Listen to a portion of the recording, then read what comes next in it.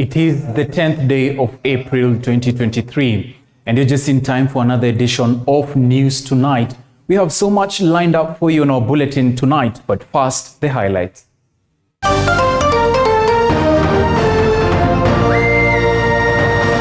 Tonight, the Easter holidays in Kenya have been marred by a somber mood as Kenyans find themselves staying indoors due to the high cost of living. From Friday, hakuna anything tumepata, kazi iko chini.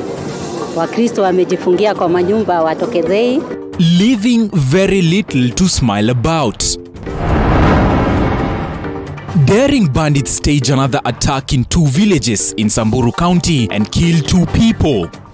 Hivi kwamba watu wengine wanasherekea leo Easter na sisi tunasherekea maiti na kifo. As a joint police and military operation continues in the north.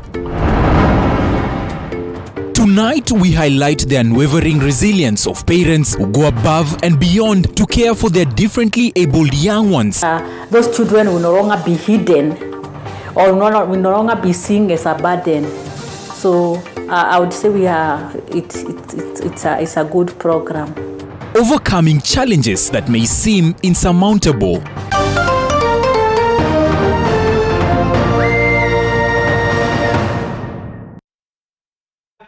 My name is Dennis Otieno. Our sign language interpreter is Rhoda Nyamai. Now, on to our top story tonight. At least 3 people have been killed by bandits in Samburu County Monday as tensions keep rising due to back-to-back attacks reported in the area in the recent past. As Kenyans celebrated Easter holiday in different ways, residents of Morijo in Lorian villages in Samburu are living in fear after bandits struck, killing the 3 and injuring another 2 people. Mike Kagwongo with the details. Residents of Morijo and Lorian villages in Samburu are living in fear after bandits struck, killing 3 people and injuring another 2 at 1 p.m. Monday.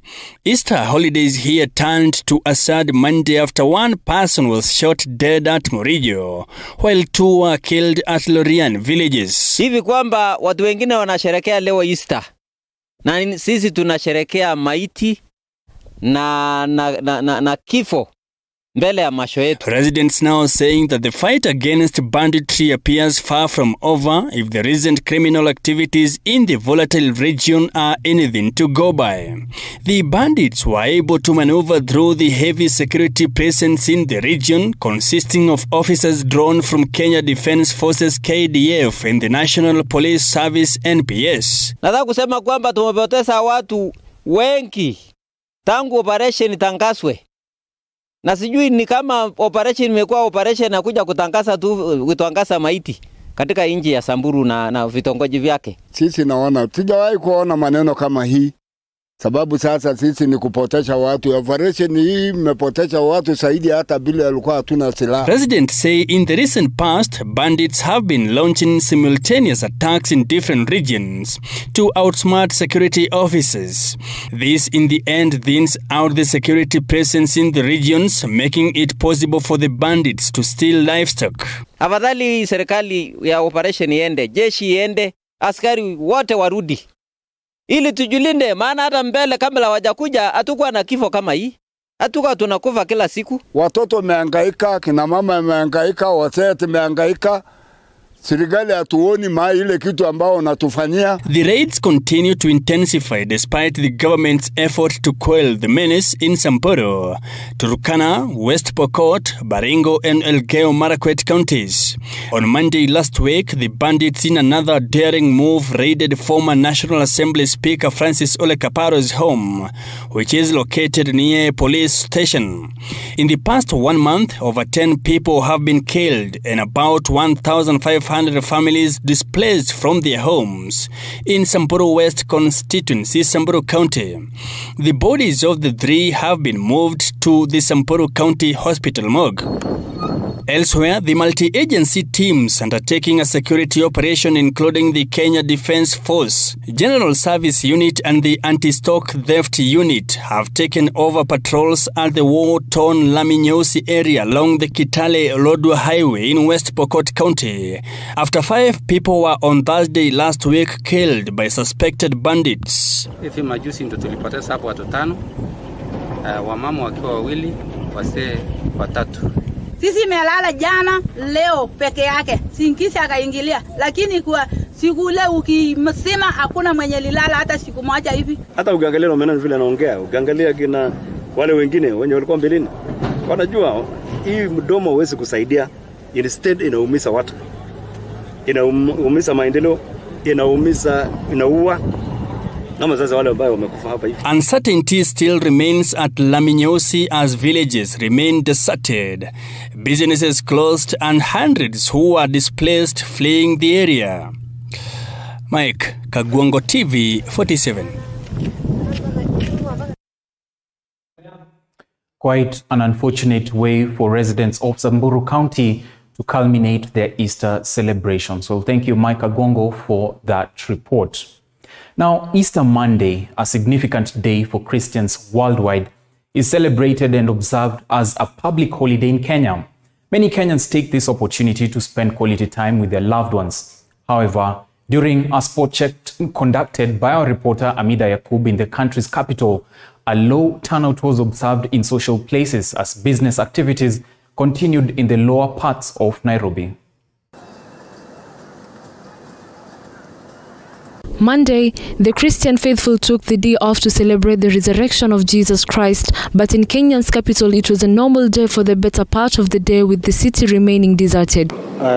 Pasaka ya hii mwaka 2023 mimi naona ni tofauti sana, sababu compare na ile 2022 ya last year, hiyo uwanja ilikuwa inajanga. So vile nimekuja hapa, sababu nimekuja adhuhuri, mimi naona kama uwanja ijaja compared to last year. In the lower parts of the city along Jogoo Road, businesses remained open with a beehive of activities. In a spot check at the Green Park, a favorite spot for families taking their children out, a small number of city residents who had visited the area with business persons who were looking forward to a big payday during this year's Easter holiday registering their disappointment. Ambapo sasa sai pale ndani kuko na miaka miwili kabla hiyo mambo ilikuwa inafanywa renovation ianze, sasa ni miaka 2. Sina kibarua na pia mimi tegemeo yangu ilikuwa ni wapi, ni huko. Niko na familia na watoto 2 wananitarajia. Saa hii ile mapato yangu nilikuwa ninapata haiko. Nafanya kazi hapa Uhuru Park. Ni Pasaka and we wanted to come tuchore watoto, tuwauzie toys na kila kitu, wakuja bouncing castle. But as in from Friday hakuna anything tumepata, kazi iko chini. Wakristo wamejifungia kwa manyumba, watokezei. Na miaka hiyo ingine tumekuwa tukifanya kazi imekuwa, but this year hatujui tufanye nini. Despite the hues and cry over the cost of living by the majority of Kenyans have turned out with their loved one to celebrate Easter holiday. And parents who had opted to bring their children for an outing despite the pinching tough economic times had very little in their pockets but dared to have memorable moments for their little ones. The businessmen and women who had turned up to work normally despite the day being observed as holiday by many, it was a business as usual for them, even though many said that they have made very little, though it was still worth it due to tough economic conditions. Amida Yakub, TV 47. And still on matters the high cost of living, Wiper leader Kalonzo Musyoka has vowed that Azimio will not back down in the fight to liberate Kenyans from the high cost of living. Kalonzo criticized the government for delaying salaries for state officers and called on the church to stand firm in uniting the country. Kithiani Member of Parliament Robert Mboi echoed Kalonzo's sentiments and said linking the civil servant salary delay with corruption was a lie. Mboi added that if there was evidence of corruption, President William Ruto and his deputy Rigathi Gachagua should order the arrest of the culprits, as they have the CID, the Director of Public Prosecutions and courts at their disposal, and should not use it as a scapegoat to avoid serving Kenyans. I told him, Balozi, nothing has changed. If anything, I understand these things better. And therefore, to work for peace, kamweleza peace is very expensive, very costly. To work for peace in your country, in your region is not easy. Kwa hivyo mimi I've just been following Ushujaa, sitting on Washujaa, and we must always stand for what is truthful. For the first time, ilikuwa Vice President Kibaki hatukuchelewesha kulipa wafanyikazi wa umma mishahara yao. In fact, we used to collect 97% of this country's budget locally. There must be something grossly wrong. And when that happens, my brother Bishop Masinde and others, Bishop Kimani, please may the church stand. Sasa sisi tunashangaa, tumekaa kama wabunge hatujalipwa mishahara. Nafikiri wale ambao wanalipwa mishahara kwa county assemblies, mkiuliza magavana watawaambia kwamba hizo ni pesa wamekopa kwa benki, sio pesa ambayo imetoka kwa serikali. Na mimi nafikiri ni kwa sababu tumeweka wafisadi kwa mipango ya kushikalia pesa zetu za Wakenya. Kila wakati wakiulizwa wanasema Uhuru na Raila waliiba pesa. Kama waliiba, si washikwe na washtakiwe. Meanwhile, a section of residents of Nakuru has expressed concern and caution to the ruling coalition, Kenya Kwanza, regarding talks that could potentially result in a weak opposition. The residents, organized under the Kenya Internally Displaced Persons KIDPO group, believe that a weak opposition will be detrimental to a democracy that is striving for inclusivity and fairness. Chichi Josephine with more. Early last week, President William Ruto prevailed upon Odinga to halt weekly protests across the country and give dialogue a chance over a raft of contentious issues, a proposal that was welcomed by the opposition. However, the move has elicited mixed reactions from many different quarters. A section of Nakuru residents has now called on President Ruto's administration to ensure a vibrant opposition that will play its constitutional role of oversight on the government elected on the platform of equity for all and participatory governance. Azimio la Umoja ni opposition. Position ni uko upande ule mwingine ukosoe.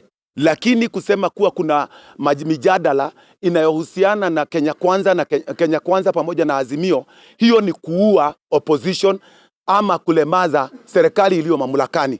The residents have challenged the opposition leader Raila Odinga to marshal political parties under the Azimio la Umoja One Kenya coalition to suggest practical and sustainable solutions to the high cost of living and concerns around the composition of an agreeable electoral body. Isiwe ni mjadala leo na kesho tena wamegeuka. Uwe ni mjadala ambao wanapitisha kitu ambacho kinasaidia mwananchi wa kawaida. Tafadhali uchumi wa nchi yetu umlikuwa umezoroteka sana. Kitu kizuri ni Kenya Kwanza iweze kutimiliza ahadi zote zile ilipatiana. Tunastahili kusikia wakiuliza Kenya Kwanza mambo ya agriculture kama wakati huu ambapo tuko na msimu wa mvua. They argue that taxpayers cannot afford another bloated coalition government as the country is saddled with foreign debt, struggling to bridge deep ethnic rifts and is still healing from the devastating economic aftershocks of COVID-19. Hiyo tunajua ni hila ya opposition na government kutafutia wenzao wale walipoteza kwa uchaguzi nafasi za kazi kwa Kenya Kwanza, kumuongezea mwananchi wa kawaida mzigo. Hii maisha ya kutaka kutengeneza mikutano ambayo haina faida kwetu sisi, tafadhali ikome. Tunataka maisha ambayo kesho tutakuwa na wito, tutakuwa na kitu ambacho tutakuwa tunajifunia kama wananchi wa Kenya kwa ujumla. Hii mijadala ni ya kuchukua ambayo wanaanzisha, ni ya kuchukua muda tu. Na mwisho watasema tumekubaliana. Na huku kukubaliana mwananchi atakuwa wapi? Chichi Josephine, TV47. Well, thank you, Chichi Josephine, for that report. Elsewhere, Bungoma County elected leaders have rubbished Kenya Kwanza government's plan to privatize Nzoia Sugar Company, stating that it's the only company that Western Region residents currently depend on. The leaders, led by Area Governor Kenneth Lusaka, instead have urged the government to waive all the company's debts, pay farmers, and install new machines in the company's factories. Sostin Wanji with the details. Speaking after Easter prayers which were held at Kibabi University on Monday, Bungoma elected leaders led by Governor Kenneth Lusaka have rubbished the government's plan to privatize Nzoia Sugar Company. Msimamo ni kwamba mambo ya privatization kupitia kwa viongozi hawa wakulima wamekataa. If you want to privatize Nzoia, you can do some benchmarking. And you can benchmark from Mumias here. And we are not going to allow anybody, whether you are the minister or anybody dreaming. Na sisi kitamaduni usema, kama bibi amekushinda, hauwezi kumuua ama kumjeruhi.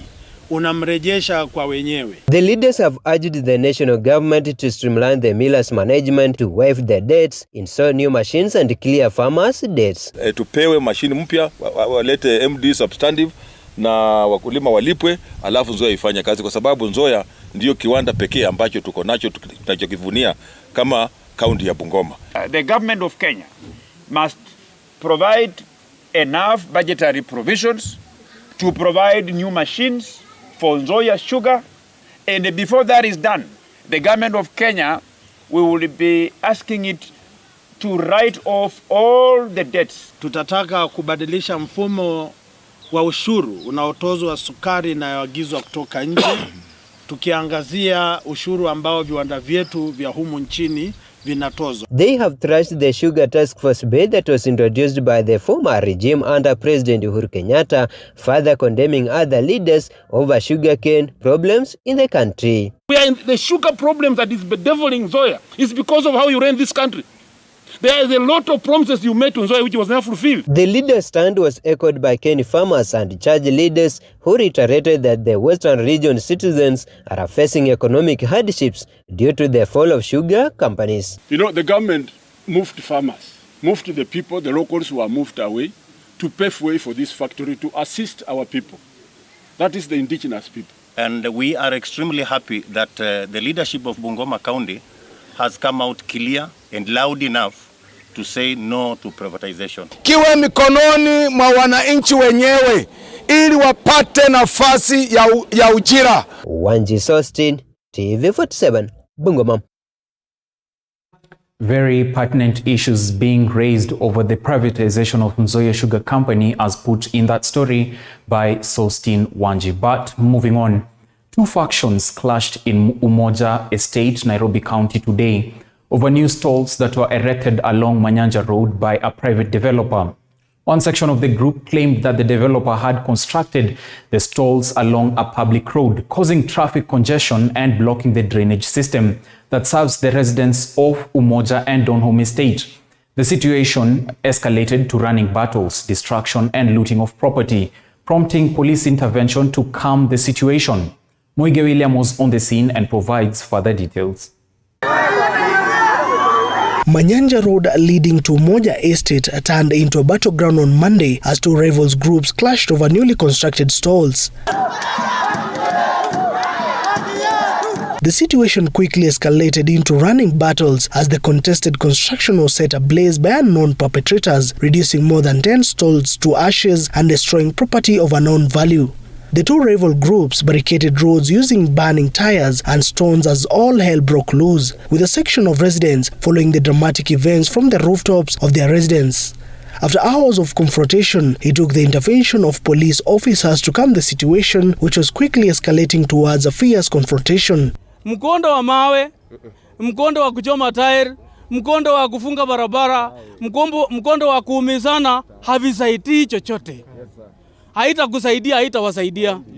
Kwa hivyo na nyinyi munisikize, naenda kuwaongelesha ya kwamba we need peace and law to be followed. The agitated groups were advised by the law enforcers to use the stipulated channels to air their grievances, with the matter in contention being the construction of stalls along a road reserve. Kama kuna anything imejengwa bila kufuata sheria, sikiza, mimi sina nguvu ya kusema itolewe. Ni nyinyi muende mufuate mkondo wa sheria. Mupate document ambayo inasema watolewe. Watatolewa. So mumesikika?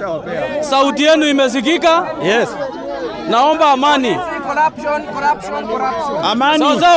The private developer responsible for the contested construction was accused of building the structure along a public road and destroying public amenities that benefited the surrounding society. The government was called upon to intervene in the matter and expeditiously resolve it, as it had resulted into a stalemate between the two warring factions. Tunaomba haki, vibanda zitolewe zote. Mtu hawezi toka nje akuja jenga katikati ya barabara. Tunaomba vibanda zibomolewe na tutaki tena kuwaomba tafadhali zibomolewe. Na tunaomba serikali wale wanaokuja kugrab kama hawa wangefuatiliwa na hizi manyumba sitolewe kabisa. After hours of push and pull, at least for now, police officers have managed to calm the situation, order and tranquility being restored. Moige William, TV 47, Nairobi. And from the chaos in Embakasi West constituency to infernos in the Western region, where there is growing concern after two schools in the Western region of Kenya were both reported to have burnt down at nearly the same time last night. The first incident occurred at St. Peter's Boys High School in Mumias, Kakamega County, followed by fire alarms at Kivwaya Boys High School. As a result, the majority of the students from both schools have been left without bedding, forcing them to use the school's dining hall as makeshift dormitories. Norbert Odor gives us more details on the story. The first fire case was reported at St. Peter's Mumias High School after burning down one of the dormitories and leaving majority of the students without beddings. This was followed by a second outbreak at Kivaiwa Boys High School, both happening at the same time.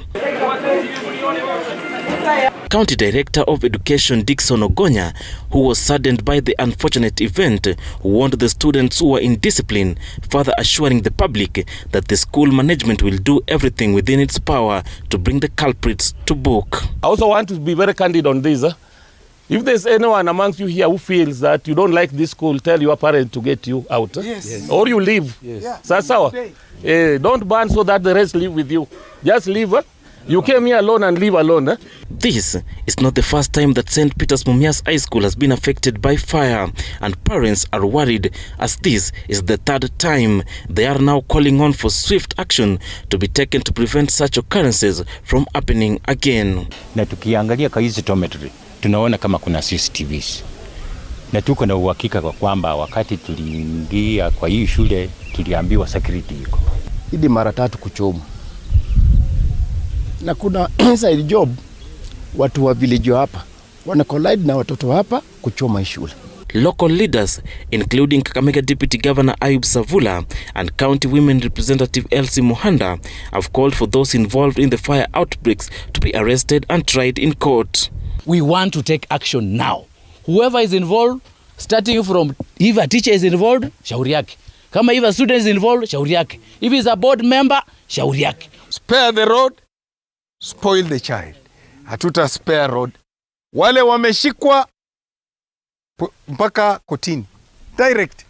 The cause of the fire is not yet known, and investigations are underway to determine what led to the outbreak. Fortunately, no students were injured in the incident, and learning will continue as normal. We are not going to close the school, but we are going to provide some of your amenities from today and tomorrow so that learning continues as usual. Norbert Oduor, TV 47. The county government of Kilifi, in partnership with a non-governmental organization, has launched the first ever mental health clinic in Magarini, Kilifi County. The 1.3 million shillings facility that has state-of-the-art equipment will ease access to medical services for patients with mental illnesses. Take a look. During the launch ceremony, Alan Obinga, the board chair of Basic Needs Organization, highlighted that Kilifi County is vast, with some patients having to travel over 25 kilometers to access mental health services. We do recognize the county is vast, and this area is very marginalized.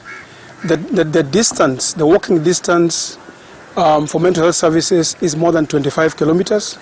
So with this particular project, we are bringing services much closer, to the residents of this particular area. The new facility, costing 1.3 million shillings, is part of a series of similar clinics to be launched in the area with the goal of bringing mental health services closer to the people. This is part of a project which deals with community health, mental health issues, and it's called the Inclusive Community Health Project, where the goal is to increase access to rights and participation of mentally ill persons in community programs. Now, as part of the community services, we do recognize that facility-based services are also important, and the number of mental health facilities across the counties are limited. Hassan Lili, a health official in Kilifi County, revealed that there are over 7,000 mental health patients in the county, and the actual number may be higher due to gaps in the county's data collection process. Data ya haiko sawa, hatujapata data ya hakuna reporting tools ambazo zimetupatia accurate reading, lakini wale wenye tuko nao sasa ni 7,000. Tukizindua kliniki kama hizi katika sehemu hizi za primary health care, tutakuwa nazo katika tunazindua wengine pia baada ya hii sehemu ya Ganze, na tukizindua sehemu hizi tutakuwa tunaweza pia tunaleta madaktari ambao pia watakuwa na ujuzi hapa ambao watakuwa wanasaidia jamii. The new mental health clinic in Magarini is expected to bridge this gap and provide the much needed support to individuals with mental health conditions. The state-of-the-art facility is expected to enhance the quality of care for patients with mental health illnesses and contribute to the overall well-being of the community. Zainab Mohammed, 247.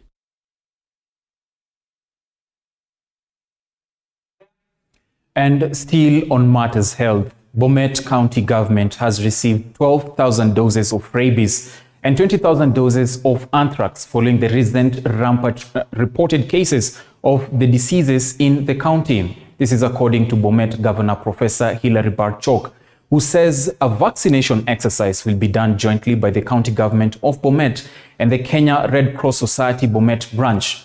Speaking while dispatching the doses to sub-county veterinary officers, Barchok noted that there is a rise in cases of rabies and anthrax in Sotik and Bomet East sub-county, with one person succumbing to death 2 weeks ago and 2 others currently in hospital. The drive has successfully vaccinated over 3,000 dogs and cats, with more others expected to be vaccinated as the drive continues. In the last 1 year, 179 rabies cases were reported across the county, with the highest number of cases being reported between the month of October 2022 and January 2023.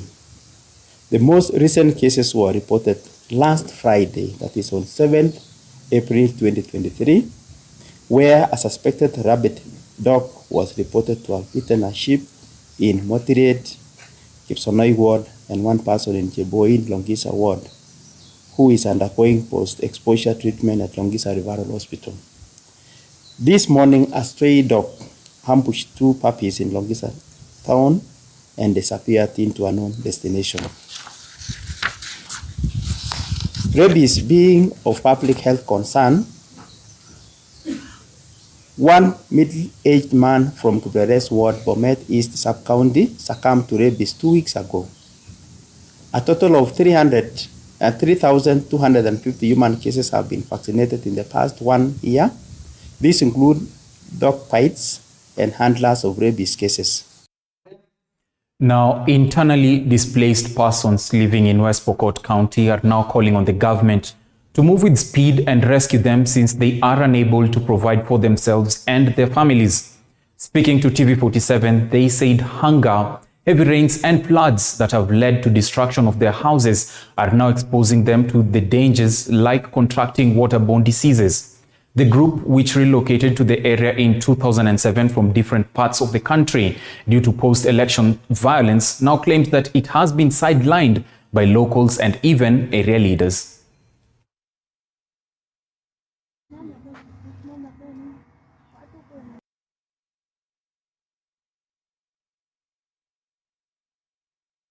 Mimi nilikuja hapa mwaka wa 92 na tuliishi hapo Kapsurum wakati wa clashes, tukafukuzwa tukakuja tauni hii. Na tulipokuja tauni hii tumekaa hapa mpaka tumezaa watoto hapa. Saa hizi vile mvua inanyesha hivi hatuna pesa ya shule. Wanafukuza watoto shule, hata kijana wangu angetakana afanye form 4 amefukuzwa, saa hizi yako nyumbani. Niko na primary hapa, maisha imekuwa ngumu, kukula ni ngumu. Tunafukuzwa kwa nyumba ya watu, kulipa ni ngumu. Hata saa hizi ukiniona hivi kukula ni ngumu. maisha ni ngumu. Mpaka ikabidi msichana wangu akazaa akiwa na miaka 14, ako saizi na mtoto akiwa darasa la 3. Saizi maisha imekuwa ngumu, hakuna baba yao, hakuna nini mwelekeo. Gorogoro saa hii shilingi 200. Na watu wa hapa hawawezi kumudu kupata shilingi 200. Sasa inabidi watu wanalala mpaka njaa. Tuna vile watoto wamekaa huko. Wamekaa wanatapatapa, hakuna chakula, hakuna nini. Sasa tungeomba serikali kama ingeweza kukumbuka watoto kama hawa. Ije kama vile pale awali inakuja na mahindi, inagawa hata kama ni gorogoro 2. Watoto waweze kupata chakula ya kula kuliko wafe njaa. Kwa sababu saa hii mvua inanyesha, hakuna kibarua, watu hawana kazi. Unaona vile maisha iko hapa, maisha ni ngumu. Ukweli maisha ni ngumu. So tungeomba serikali yetu iweze kutukumbuka, ikuje hapa, iweze kusaidia wakaaji wa hii kijiji. Juu ukweli ni kwamba hawana chochote. Yaani unapata manyumba yetu umetoboka, mabati yote imeisha, ukoona hata mabati yetu manguka yote, nyumba yote imeisha kabisa. Naomba serikali yetu Ruto atukumbuke bana. Elsewhere, Kihara Level 4 Hospital in Embu County has restored power after a 4-day blackout caused by heavy rainfall. The county government acted to restore power which had been disrupted due to interference with the main Kenya Power underground power line cables caused by ongoing heavy rains. Area residents had protested against the service disruption caused by the power outage, with patients forced to seek treatment from private hospitals in the area. They had accused the Kiambu County Government administration of laxity in its work. CECM Dr. Elias Maina, who supervised the power restoration, the county government has assured that it will continue to offer quality services to patients seeking medical attention at the facility at all times. Since the problem was identified, the excavation work has been going on, and today we have identified exactly where the problem is, and it has been rectified. And power is back in all the blocks in the hospital, and now the hospital is fully operational. All the blocks now have got power and they're fully operational. Since this problem came about, we have 2 standby generators. So we have been operating on those 2 generators 24/7, day and night.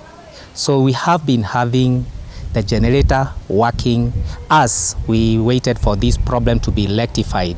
And I'm happy today that the problem has been sorted out.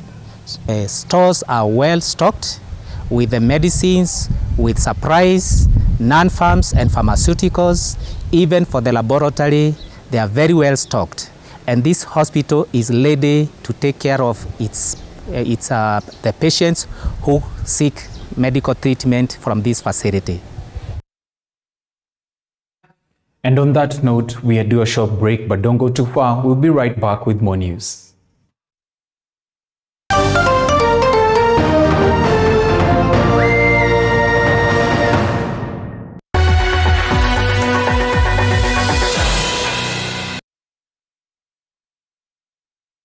As you enter wakati mwingine kama weekend mimi najiachilia hata ukumbuki history. Nikifika watu wangu wakinipokea na kupokeleka, umeset the mood. Nimeset the mood, naweza kupokeleka. Nikitumai kwamba mzima popote pale ulipo, nikikukaribisha katika kipindi Mfahamu Kiongozi. Jina langu Elizabeth Mutuku. Katika kipindi Mfahamu Kiongozi tunakupa nafasi kutangamana nao kila siku ya Alhamisi kuanzia saa 1:30 kuendelea siku nyingine. Tutapatana papa hapa umjue kiongozi mwingine. Jiunge nasi toka hapa hadi ufuoni mwa bahari. Meli yetu itakapotua nanga kwa uhondo ribo ya riwaya hii mwisho wa kosa. Monica.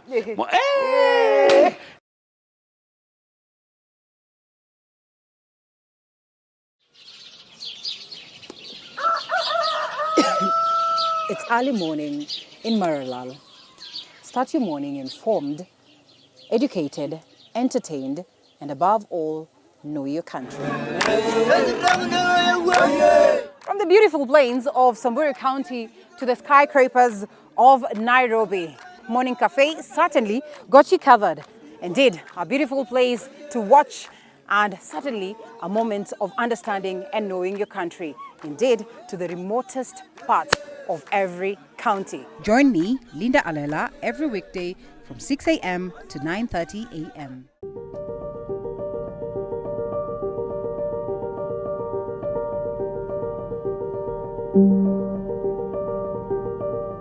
The diversity of Kenya's wildlife has garnered international fame.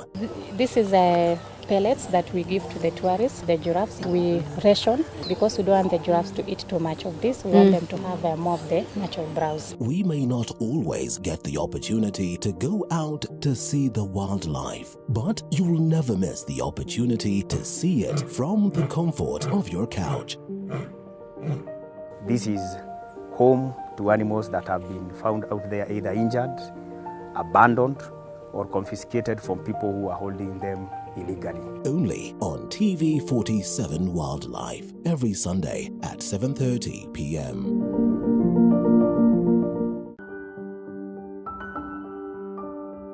Disability is a club that anyone can join. I live with special needs. It means I have a limitation. There are things I can't be able to do personally myself. And in our journey to talk about disability, we tell the stories of those with disabilities and even sit with specialists to understand what it means for those affected directly and indirectly. Everybody's life, mine has also been faced with ups and downs. If it becomes a self-stigmatized thing where you feel like you are judging yourself too harsh, you blame yourself, and you perceive that.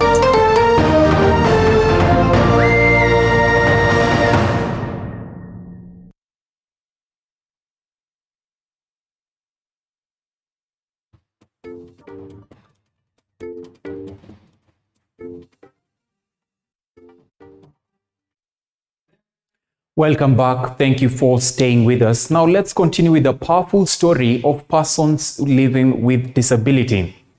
Now, stigma and discrimination reflect negative perceptions of disability associated with beliefs, norms, and practices that devalues people with disabilities. And as Flora Lemuki tells us, this has affected many children in Embu County, even as sensitization is done to ensure that there is inclusion for all. Take a look. Even as efforts continue to be made to ensure that children's needs are catered for, still children face a myriad of challenges, including malnutrition and child abuse. We traverse the counties of Embu and Kajiado to assess what is being done and what can be done to ensure that socio-economic rights of children are catered for. According to data, a staggering 1 billion individuals around the world, both children and adults, live with some form of disability.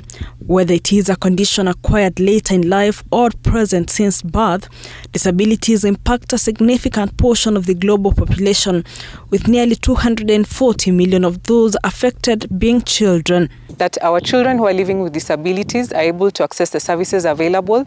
That is through, number one, ensuring that these children are registered with the National Council of People Living with Disabilities, that the assessments are being done such that if at all there are any interventions that can be done for these children living with disabilities, that is possible. Despite global efforts to promote equity and inclusion, children with disabilities continue to face invisibility in programs aimed at building more inclusive societies. This invisibility is both a cause and a consequence of their exclusion, as they are often left out of mainstream initiatives and overlooked in broader social and developmental agendas. For parents of children with disabilities, stigma often presents a significant challenge as they navigate the journey of accepting their children who are differently abled.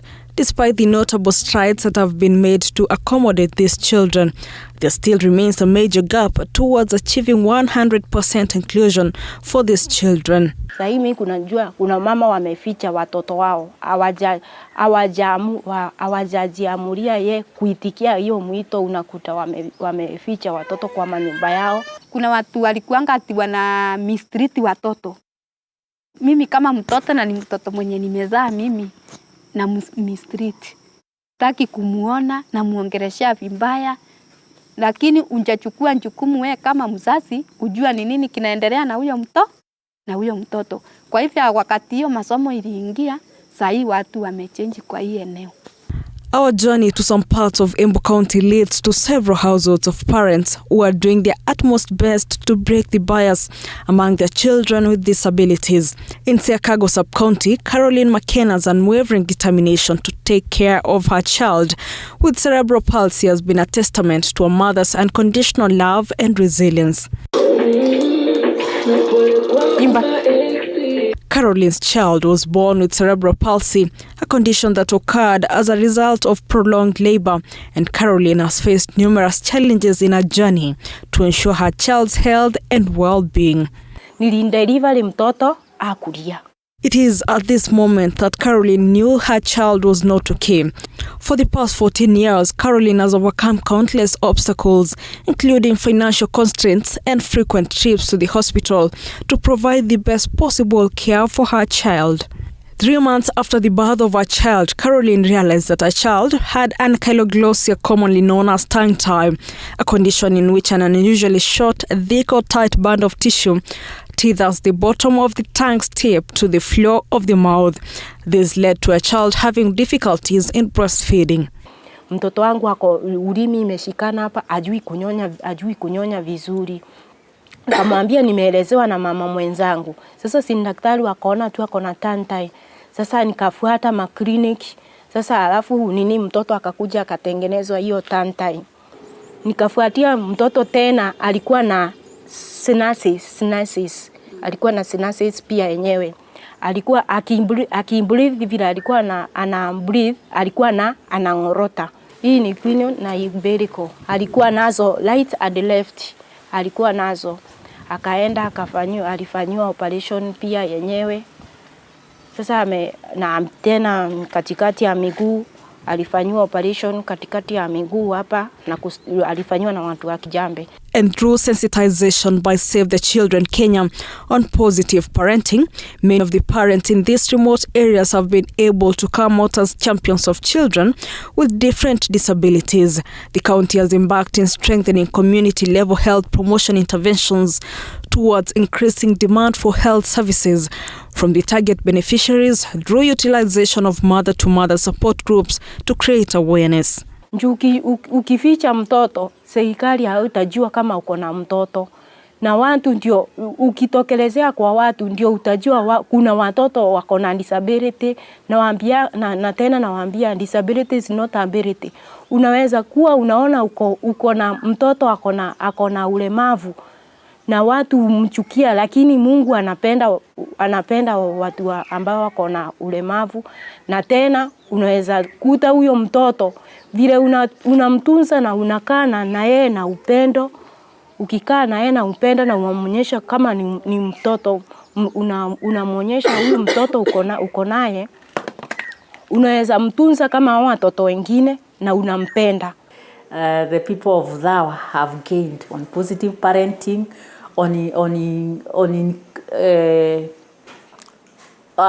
children with mainstreaming children with disability, with the awareness creation of the fact that even this child with the disability is a child like any other, then and also being directed on where to receive help. I believe we have been now receiving even those children will no longer be hidden or will no longer be seen as a burden. So I would say it's a good program. Children in Embu County have also been affected by the drought that hit the country. Also, other challenges like female genital mutilation and malnutrition have exacerbated the smooth growth of children. To speak the truth, there is FGM in this county. But you know, the sad thing is that few cases are reported. I would say few because like in the county that I am, and of course even for the various sub-counties that there are, we only hear just a pocket of cases that have been reported. Embu, the prime one, Runyeges and Manyata, it is still practiced in secrecy. So I'll not hide behind the camera and say that we don't have, but very few cases are reported. Children with disabilities often face the daunting task of navigating an inaccessible world that excludes them. Despite their resilience and efforts to accommodate themselves, acceptance and inclusion still heavily depend on society's willingness to confront and break down barriers to change. We also aimed at giving them nutrition education and counseling, so that they can be well informed about ensuring that there is exclusive breastfeeding happening between the ages of 0 to 6 months. These mothers are grouped into mother-to-mother support groups of around 15 members each, and they receive teachings on nutrition, on positive parenting, and also we have disability inclusion. So the objectives of this group is to ensure that there is also male participation, that parenting is not a role of the mother only, but also the father figure is important in the growth of the child.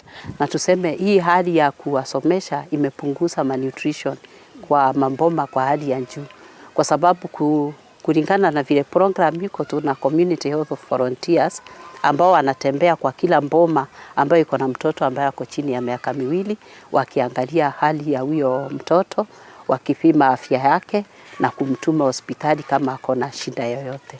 Kwa hivyo niseme hii program imetusaidia sana kupunguza hali ya malnutrition katika area yetu. Disability is an inherent part of the diversity of human experience, and children with disabilities deserve equal opportunities and access to education, healthcare, social services, and participation in their communities. In most cases, the lack of financial muscle from most low-income earning households has led to malnutrition among many children in the country. Hence, a collective responsibility between the government and the relevant stakeholders has to be done in order to ensure that the children are well fed. Flora Limuki, TV47, Embu County.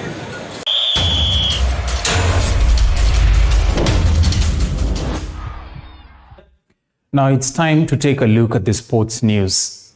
In the world of golf, many people understand and enjoy the accurate and swanky swings, but rarely pay attention to what goes around the professional players, more so their assistants, also known as caddies.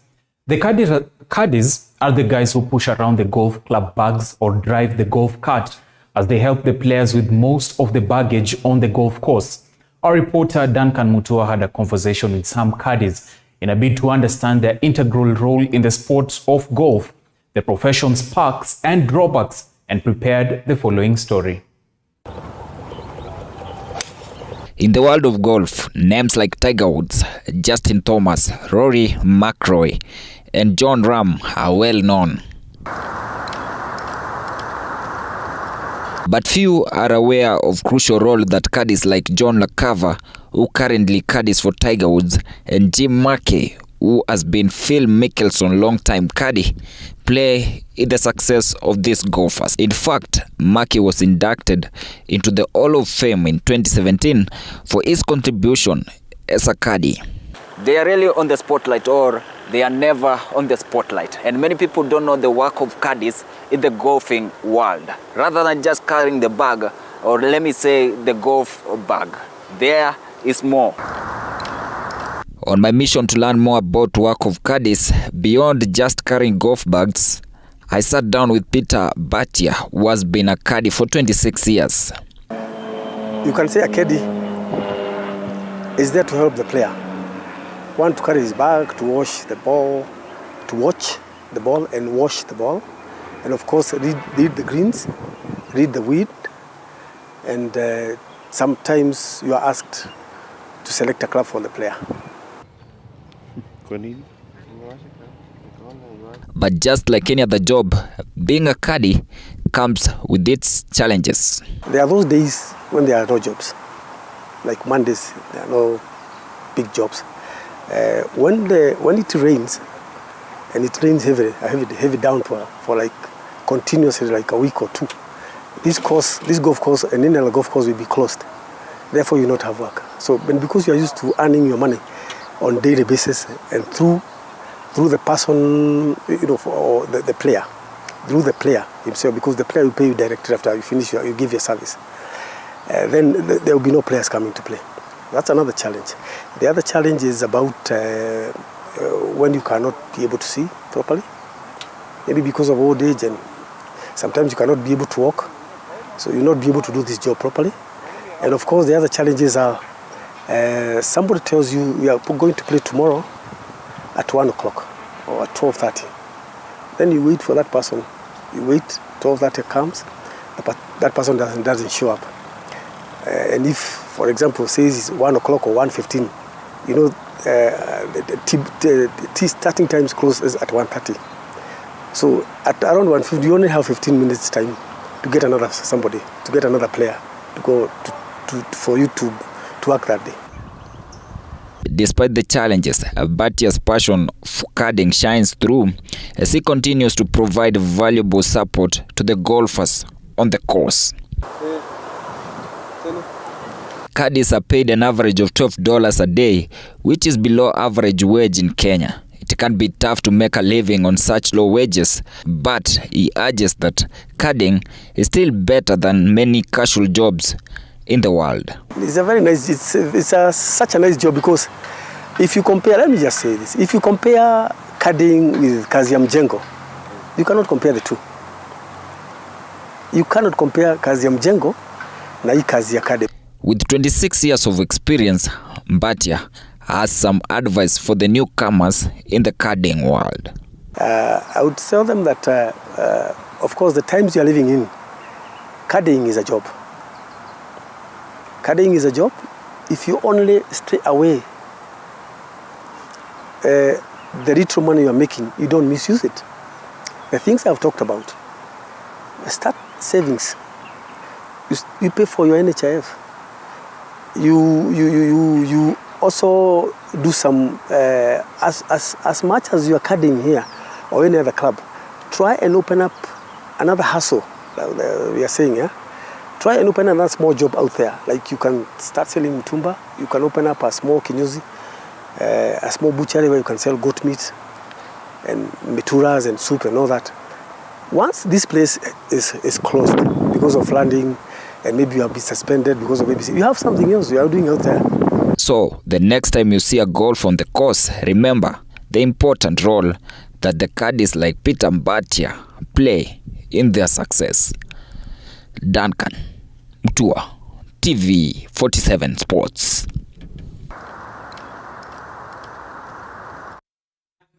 Indeed, it is the home of untold stories. Now you know everything you need to know about caddies and the relation to matters golf.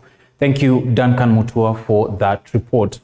But moving on, youths in the slum areas within Nairobi County have been given a platform to showcase their talent, after which they will receive mentorship and recognition to join established teams through the Jimal Foundation Cup.